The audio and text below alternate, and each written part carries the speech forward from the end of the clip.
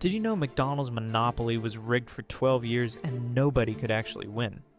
From 1989 to 2001, Jerome Jacobson had the perfect inside job. He was head of security at the company that printed McDonald's game pieces. So he just stole them. Every major winning piece. $24 million worth. Gone. Jacobson built an entire network. Friends, family, even strangers. They'd pose as lucky winners while he took his cut. Millions of people bought Big Macs thinking they had a chance. They didn't. The FBI had no idea until 2000 when someone made an anonymous tip. Operation Final Answer began. Wiretaps, undercover agents, a massive investigation. When they finally moved in 2001, they uncovered something incredible. Over 50 conspirators across the country, Mormon families in Utah, crime families on the East Coast, an intricate web of fraud. McDonald's completely overhauled their security.